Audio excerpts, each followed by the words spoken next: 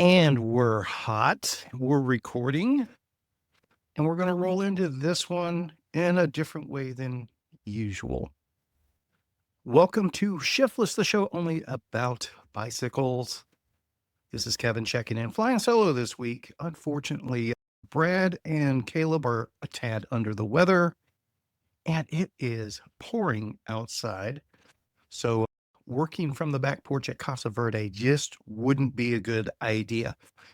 That said, I'm going to warn you all on the front end here. Lots of hot sports opinions coming this time around. Some stuff's kind of come up that I want to touch base on. And this is the second go at this flying solo episode. And who knows, maybe I'll shut us down after this one. Gonna do a YouTube version of this one too, because I need to do my weekly Spinistry content, and it's probably going to be this episode here. So let's see what happens. We're going to cover a lot. We're going to cover a lot of ground. A lot of it's positive. It's not bitching and moaning. Just a little bit of bitching and moaning. But hey, we'll talk about it. And maybe I'm in the wrong. Set me straight in the comments. Things like that. The YouTube version, you're probably better just to listen to the podcast. Shiftless.org will take you there to the podcast version, but we'll throw it up for the YouTubers as well. Here's where I want to start talking about things, though. We just, this past weekend, had an amazing weekend kicking off our 2025 gravel season with this year's edition of the Texas Chainring Massacre. Yes, technically we kicked it off earlier in the month at the Harmony Hall. Think of it as our fiscal year. The Texas Chainring Massacre is kind of our Daytona 500. This is where we kick off our year each year, and then we like wrapping it up down in Shelby at the Harmony Hall. But we had a fantastic weekend. Over 550 people signed up. We kicked off our introductory Privateer Invitational Gravel Race. We are very excited about how that format worked. We're doing it again next year, and we're building everything for Spinistry 2025 around next year's Texas Chainring Massacre weekend, featuring the Privateer Invitational Gravel Grinder. And just as a heads up, Privateer had a $5,000 cash payout this time around. We're hoping to at least double that next year. The way the payout worked, 50% of that $5,000, so $2,500, went to the men's and women's 1, 2, 3 podiums. So basically, I think if I remember correctly, it was $600 for first, $400 for second, $250 for third. That left a balance of $2,500, and we gave away 5 random $500 payouts to people who completed the entire Privateer weekend within the cutoff time, and some of that was double dippers. So some of the podium winners also got that random payout there. Don't know how the math is going to work next year, but I didn't hear any complaints on that split there. We're looking very forward to taking the Privateer to that next level next year. We hope you'll help us with that. We have lots of stuff in the works to encourage that, and we're going to be building forward from there. Thank you to everyone that showed up for the Texas Chainring Massacre. Listen closely. We're going to talk a little bit more about some of the benefits coming to folks that came to the Texas Chainring Massacre and were not Club Spinistry members yet. Remember, if you're a Club Spinistry member and you signed up for the Chainring Massacre early bird, within the way it worked out, 400 entries, that was a free entry for you. So we want to encourage people to sign up early for next year's Texas Chainring Massacre. Our goal is for everyone to get in free. We'll talk about that more in a little bit. But something I definitely want to touch on. This news came across last night, and the timing was less than ideal. I say that because this last week's episode of Shiftless, QBP was specifically one of the companies we talked about and being concerned about the cycling industry. And I believe it was mentioned by Brad that, well, QBP is probably bulletproof because they're so broad. If you're not familiar with QBP, it's Quality Bicycle Products. They're essentially the major wholesaler distributor of bicycle components and parts and bikes as well to the retail bike shops throughout the country. There's more to it than that, but that's the basics of QBP. They warehouse all of the components and bits and pieces, and when your bike shop needs to order a group set or whatever else, they typically order through QBP and a couple of other companies as well, but QBP's the big one.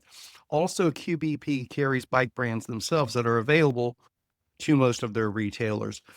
Salsa Cycles and Surly are QBP specific bikes. Those are QBP brand bikes. And as you guys know, we are huge fans of both Salsa and Surly. So the QBP lays off about 2% of its workforce. Don't know what that really means, but again, the timing was kind of, it was one of those things. We had just talked about it, QBP last week, and hopefully they don't run into problems.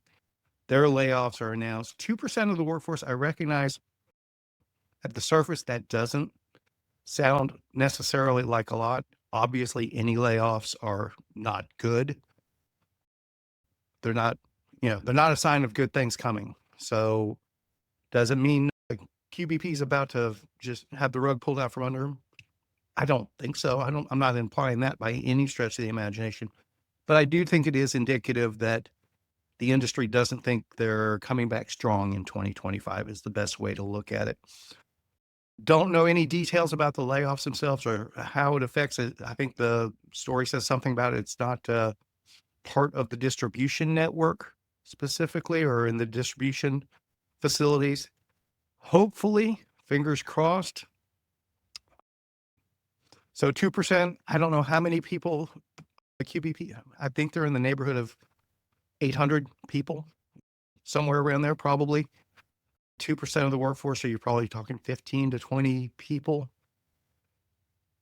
That concerns me. That sounds like about the right size for a department for something like Surly. I'm going to this because QBP did drop All City last year, and that was a cool steel bike brand. Surly's in our DNA, mine and Brad's both, and our whole crowd. Hopefully this isn't a bad sign for Surly specifically, but I will also say this. I haven't bought a Surly myself in a number of years. But that said, I just happened to look at their website today, and this is a really, really cool bike. I wasn't familiar with this one. The Surly Grappler dedicated drop bar trail bike, along the lines of some of the stuff Brad and I have been talking about the past few episodes. Drop bar adventure bikes with mountain bike capabilities, mountain bike size tires. I think there's a lot of room in the market going forward for that with the right cultivation for newer riders or existing riders to go off on different tangents.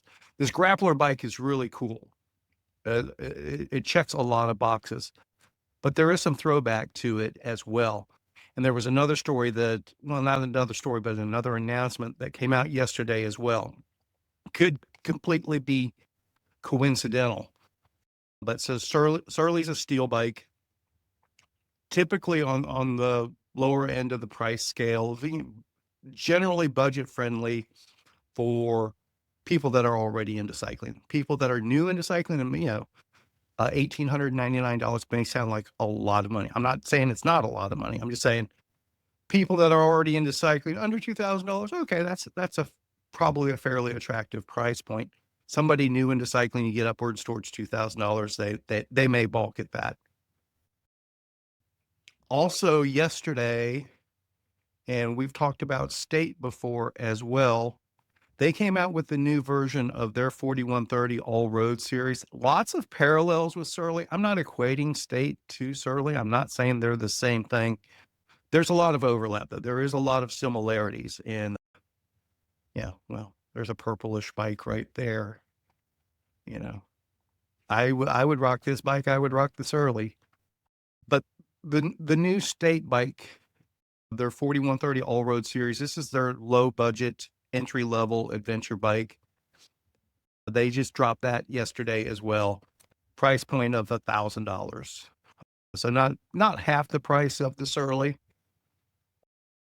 but probably a little bit more overall on the modern side of things.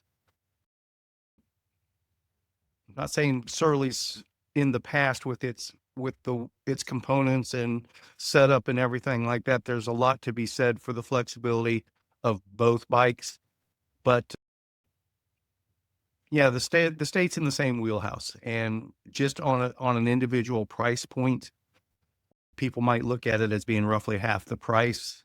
I don't think that's a realistic comparison, to be honest with you. Surly, you need to go to a bike shop and buy it, and the reality is more than likely this $1,899 price in the current state of the market, you could probably buy it for less, would be my guess. I don't know. I don't have any insider knowledge on that. But let's say it's a roughly $1,500 or $1,600 bike at a bike shop right now, with the bike shop helping you out, get it properly fit and set up and things like that, and showing you the ropes and making sure everything works, and you have somebody to go to if there's a problem. That makes that a $1,500 or $1,600 bike. Current conditions would be my guess. The all road series from State, it's $1,000 bike, bought direct, delivered to your door. You have to finish putting it together. I'm not knocking it. You guys know that I'm a huge proponent of the bike shop. I think that's where most people, particularly newer riders, they should lean on the bike shop to at least help them get started, sort of thing. Make sure they're not doing anything stupid. The reality is you send this bike to a bike shop and it becomes for them to get a margin and to cover their warehousing and logistics and distribution and overhead and everything like that. Hiring somebody to put it together, all those things, make sure that you're taken care of. That probably takes it in the neighborhood of a $1,500 bike as well. So realistically speaking, these are comparable bikes. I get it. Somebody buying direct said, well, Kevin, $500 is $500. I don't dispute that. I'm not trying to minimize the value of $500. What I'm saying is that $500 for most people isn't $500. Somewhere along the way, you're going to need to buy something else to make your $1,000 bike a better bike for your needs. Whereas if you'd have bought it at a bike shop, it could have probably been addressed on the front end. So it creeps up over time. And particularly if you don't know how to work on the bike or you're running into issues there, need to learn things, need to lean on somebody's expertise, the bike shop's value comes into play tremendously there. I'm not implying that Surly's going out of business. That's my own personal paranoia. I would hate for that to be the case. That said, if it does end up being something like that, QBP Surly, reach out to me. I will find a way to absorb every bit of inventory you have and keep Surly going one way or another. It comes to that. Because Surly's important to the cycling industry. So, like I said, I think Surly's probably fine. It's just Kevin's paranoia might kick in there a little bit. The other end of the spectrum, State. I like what you guys are doing. I really do. I would love to check out your bikes, and I get it. This is the modern market. This is the current cycling market. I would love for you guys to find a way to work with the local shops too. That's all. Let's all support each other, because that's kind of what's going to be the common theme of this episode. Is the cycling industry is still struggling. We all need each other to keep what's left afloat. And yes, I still think it can grow. I think it can come back strong. And we have lots of pieces in mind to help along those lines. But it's going to take cooperation from everyone. It's going to take cooperation among all the bike shops. I'll be perfectly honest with you. For years, that's been one of my toughest struggles as an events promoter. Is it's hard to get the individual bike shops themselves to cooperate with each other. The reality is we're all in this together. And I am starting to see signs of that now. I want to support every bike shop I possibly can. And I think there's enough market out there for every bike shop. We just got to connect the right people with the right shop for their needs. And it may be based specifically on geography. It may be based specifically on needing this brand for that rider or whatever else. Let's all find the best ways to work together. Then we take that to that next level as well. It's important for all the events to work together as well. We had a fantastic weekend. So this is not me crying at all. We had I'm excited for our potential. But we do things differently than almost every events promoter out there. And we're going to keep doing it even more differently. We'll touch on some of that today. But the way some of the bike shops have butted heads over the years, we see that among some of the events promoters as well. I think that needs to end. We're all here for each other. It's a limited market. Let's grow that market together. And what grows the market is giving people more opportunities to ride their bikes. And I do believe structured events and community events and things like that are the best way to grow the market, grow the cycling industry, and keep these brands afloat that are so important to each and every one of us. We'll touch on that a little bit more as we move along here. I really don't have a script or anything like that. I have a kind of a rough layout by internet tabs of things to remind me to talk about, and I'm more than likely gonna go off base here and there. What is my next tab? It's a Facebook tab. Oh yeah, talking about the Texas Chainring Massacre. Okay, and there we go. Nice little segue there. And talking about some of the events working together, I want to really thank Erin Magruder for taking pictures at this year's Texas Chainring Massacre. I believe she took them at last year's Texas Chainring Massacre as well. I'm pretty sure it is her picture that is, let's go back to that. I believe this cover picture is hers as well for this year's event. So Erin, we're probably going to take one of your pictures from this year and make it a cover picture for next year's Texas Chainring Massacre as well. And I think we're going to try to hire her to be our official photographer next year as well.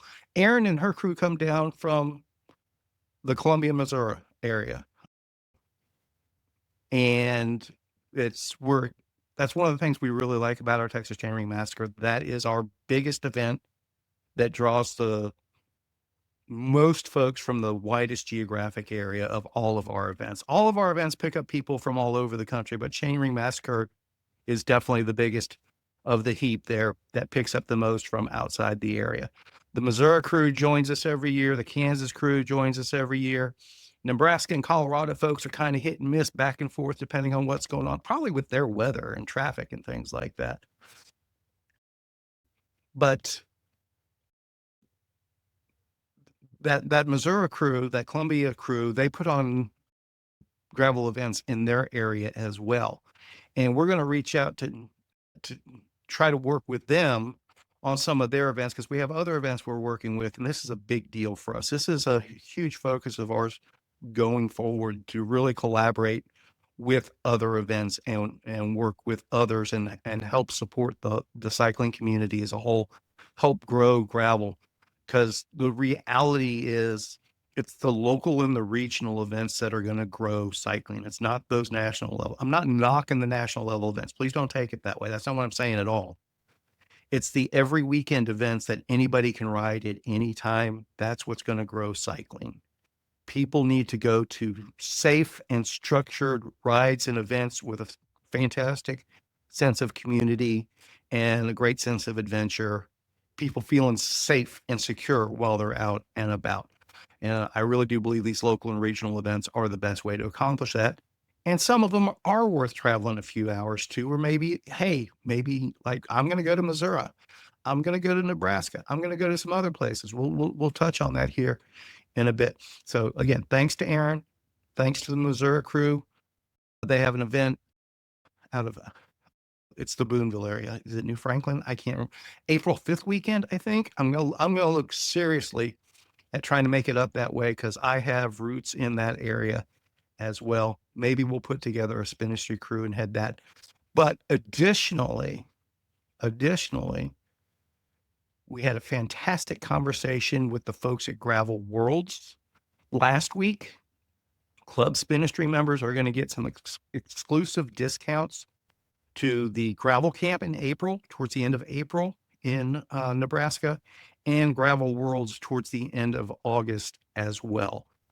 It's fantastic talking to Jason and Sophia with Gravel Worlds.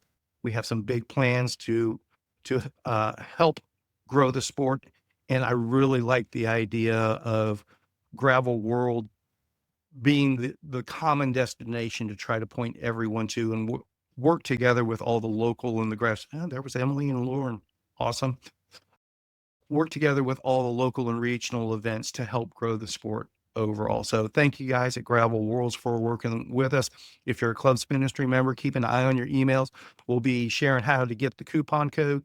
Again, at the moment, that is my plan, is to definitely go to Gravel Camp or Gravel Worlds, one or the other. If I can find a way to do both, I'm going to do that as well. I'm leaning towards Gravel Camp. I would love to be there for that, but I would also love to be at the Gravel Worlds Expo as well. Obviously a national level, an international level event. But as I touched on before, working and collaborating with the local and the regional events is a huge focus of ours as well. Super excited to let everyone know that the folks at Rattlesnake Gravel Grind in Sweetwater, that's in March. We're working with them to help point people that way. Put together a route for what we call Ramble to Rattlesnake, where we're going to do a multi-day ride from Fort Worth to Sweetwater and do a Club Spinistry supported ride there. And then the idea is because we're going to have a big crew from DFW that goes to the Rattlesnake Gravel Ride, you can do a multi-day supported ride your bike from Fort Worth to Sweetwater, and more than likely you'll have a friend of yours that's doing just the day ride at Rattlesnake Gravel Grind, and maybe catch a ride home with them. So super excited to be working with the folks at Rattlesnake Gravel Grind this year. Also, here's something super special if you're not familiar with it: the Vermejo charcoal burner out of Raton, New Mexico. Working with them as well. And what's neat about their setup is they use the same sign up platform as we do for Club Spinistry and Spinistry events. So the Vermejo charcoal burner, if you sign up for that and you're a Club Spinistry member, it automatically recognizes that and gives you a discount at checkout there. But the Vermejo charcoal burner, this is a unique ride. If you've not been to the Raton area, it's absolutely amazing through there. And this is west of there in an area that this is private. This is all private property. This is one of Ted Turner's vast tracts of land that is closed to the public. The only way you can see it is to be a guest of the ranch. And if you're a guest of the ranch for the Vermejo charcoal burner, you get to check this out. So it's May 17th, 2025. And I'm showing these as some examples of, we want to work with events everywhere to help send people that way and build value and build community, because the best thing about gravel and adventure routes or adventure events is every single one of them is different. It's an opportunity for all of us to see things that we've never seen before. And as in the Vermejo charcoal burner, we may never have any other opportunity to see these things. So we're super excited to work with other promoters out there and send Club Spinistry members their way, or whatever we can all do to help each other out.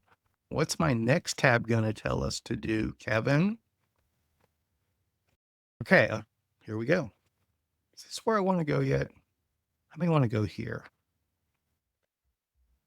Yeah, we'll go here. This is the tab I had.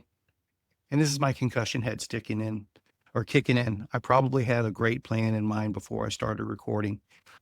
So this is Club Spinistry, the Club Spinistry page. And I'm bringing us to this because I want to talk about the things we've touched on here. This is not meant to be a big old Shiftless commercial for Club Spinistry.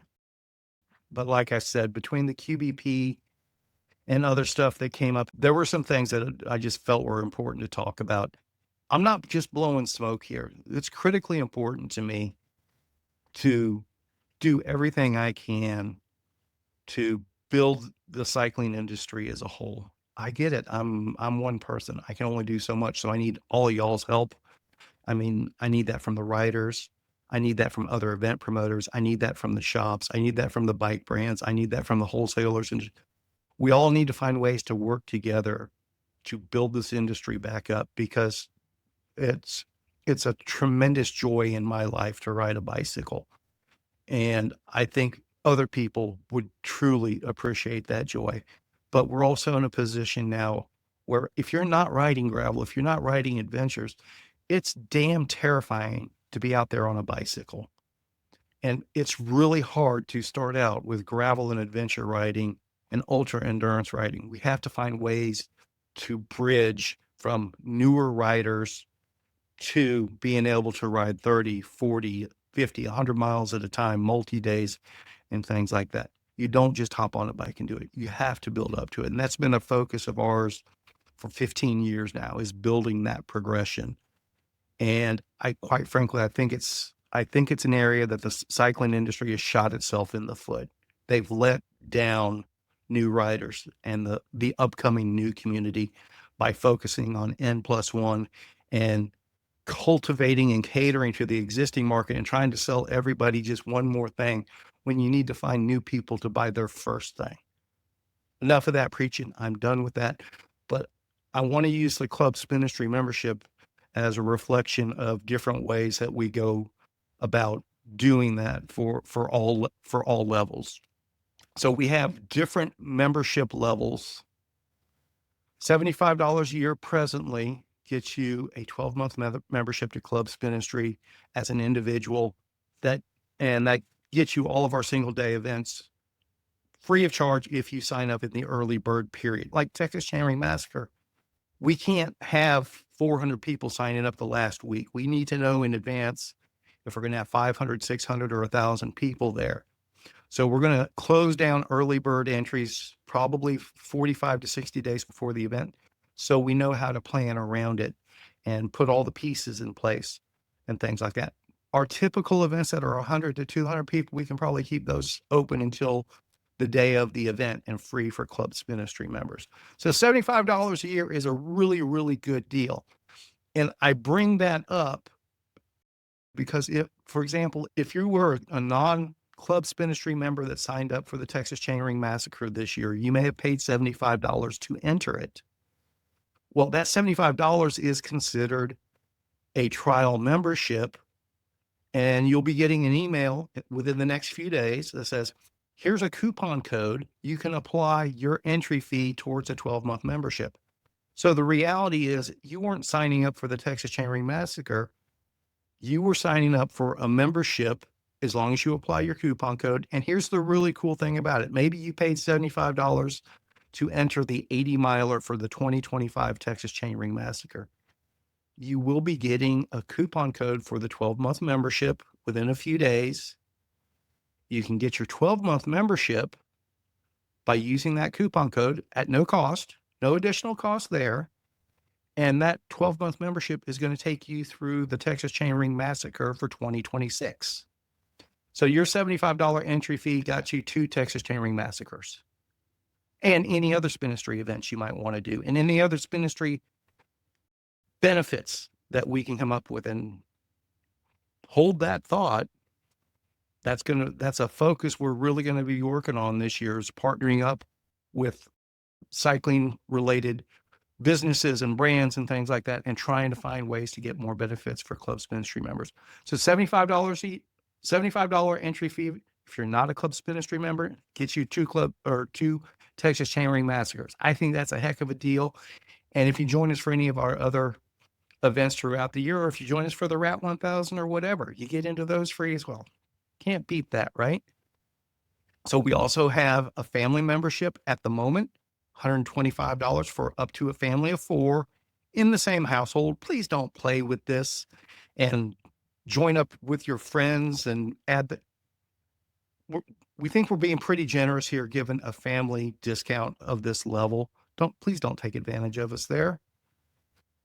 We have another level of membership that we call our carbon membership, which gives you free entry up to, even for the Texas Chainring Massacre. And if we have other larger events that we have to close that early bird entry, the carbon membership will get free entry up until event day, as long as there are still slots available. Some events we may have sellout.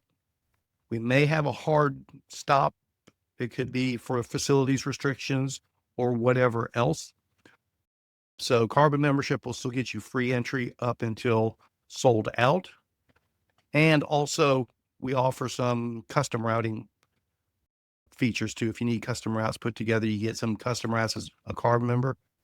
The next level is our titanium level, which gives you free entry up until event day. It gives you some access to some supported options at no extra charge.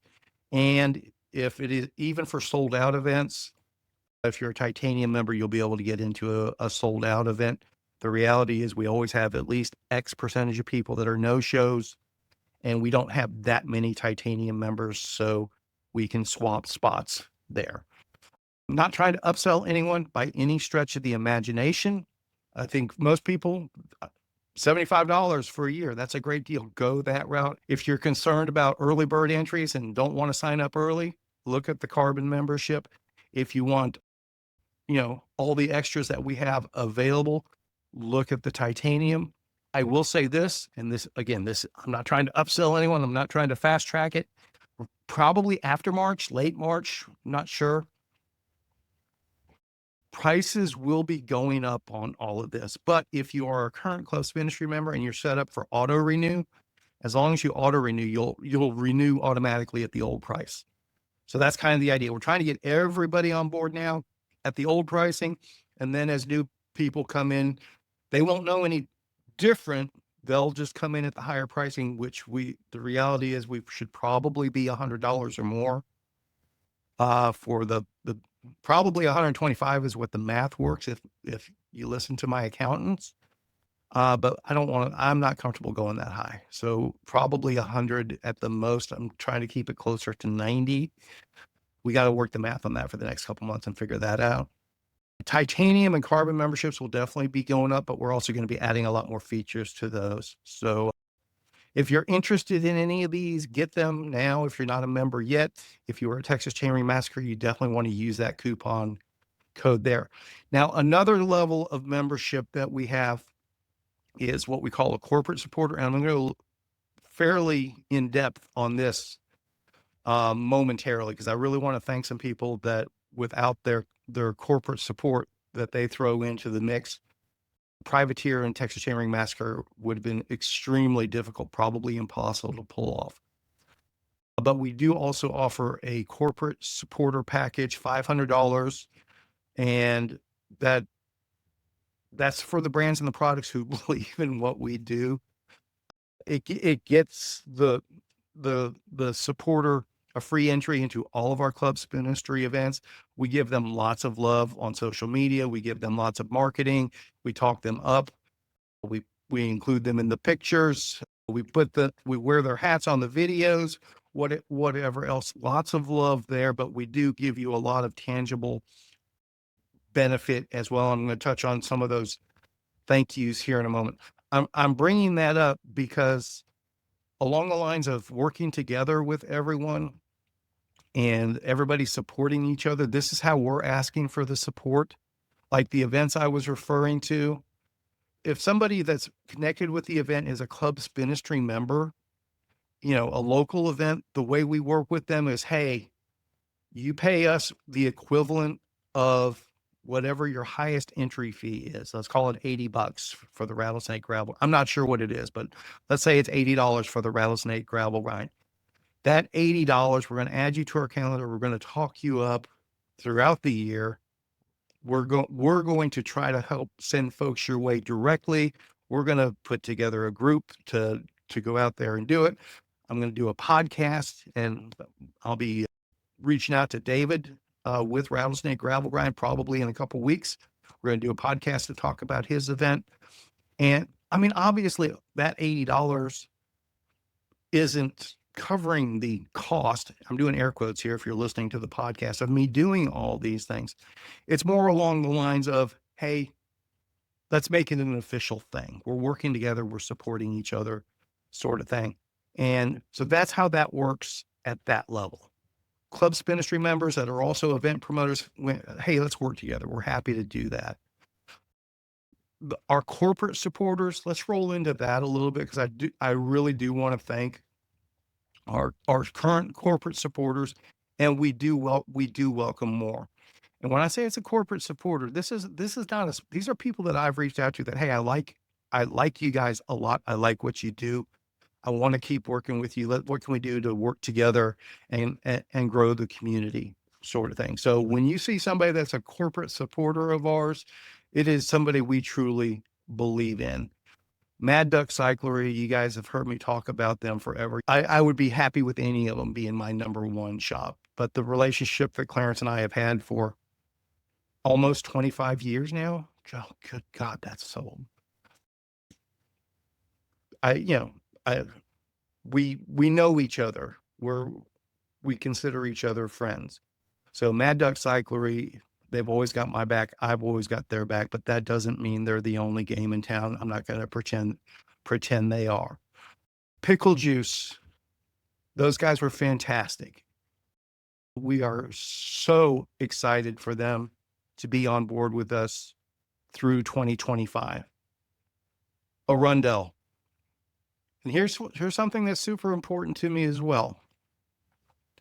Pickle Juice and Arundel, obviously Mad Duck, these are all local businesses. When I say local, these are national, international businesses, Pickle Juice and Arundel, but they are North Texas based, and they are fantastic products with fantastic reputations. And for us to be able to support local businesses that are fitness and cycling related like this, it's super, super satisfying to me. I'm glad to be working with all of these groups. Endure out of Frisco, been working with Jason for close to probably since 2017. Started out our first Lockhart breaker. He was instrumental in helping us with that. Fantastic supporter with stem caps. We've been fortunate enough that he's moved up this way and started a shop out of Frisco. Endure. Insurance for Texans. You guys have heard me talk about them each and every week. Ron is truly a dear friend. We are true customers of theirs. We don't get discounts from them or anything like that. They take care of us, and we're glad they're on board. And yes, they get cycling. They get surly. I guarantee you that. They know what that's all about. Dallas Bike Works, Boyd, since he took over that shop, it's a staple in North Texas. Anybody that's looking specifically in the Dallas area for bicycle work for a shop, DBW is where I always point them to the first time. We're super excited to have Boyd and his crew on board this year. Velo Cafe, Austin. Velo Cafe out of Keller. Aston, I remember when first time I met him was in Keller, taking a trophy to him because he kicked ass at one of our events. And he's been a community leader, and his shop's been a community leader in Tarrant County for a way long time now. One more, and this is another Texas business, Cantu Cycling Wheels, John and Benny.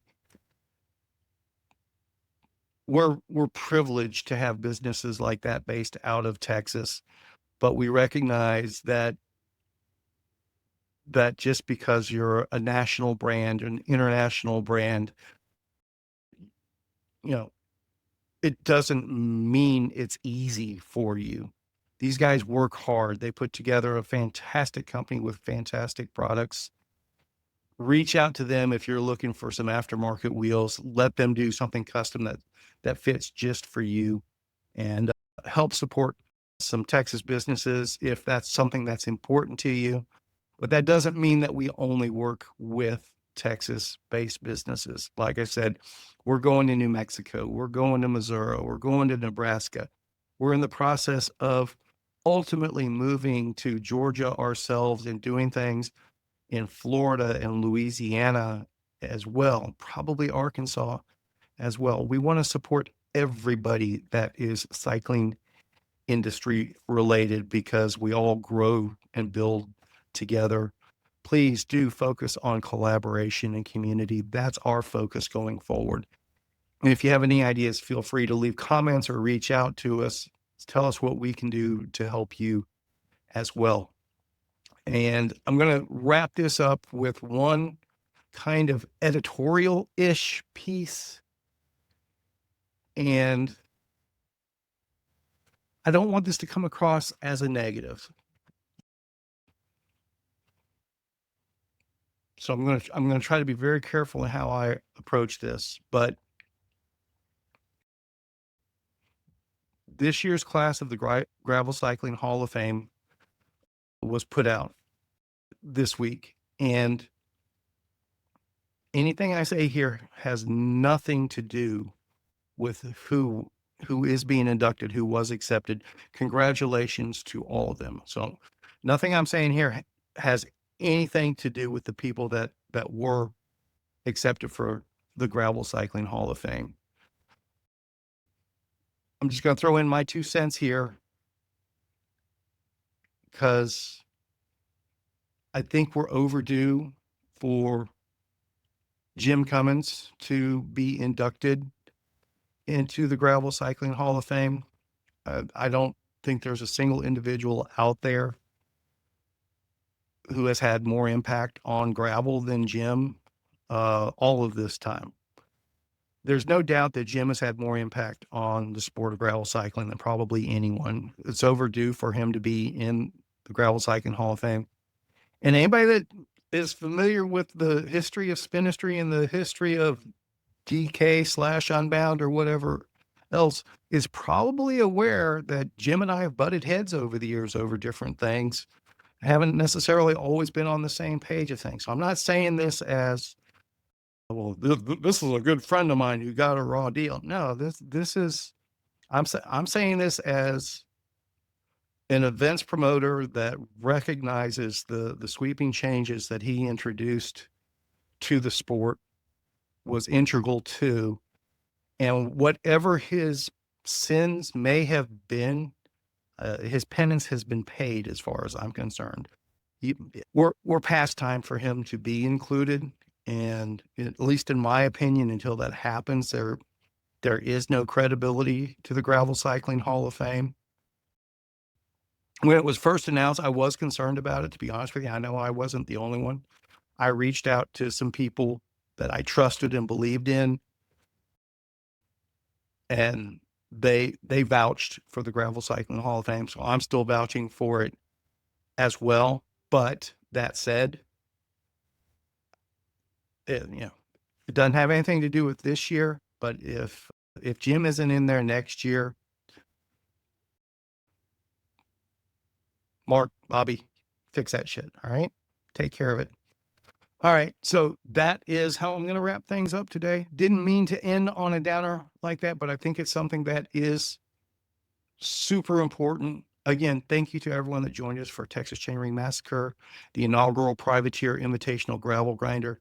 We have lots of plans to help grow gravel and adventure cycling going forward, and we appreciate y'all's help and contribution as well.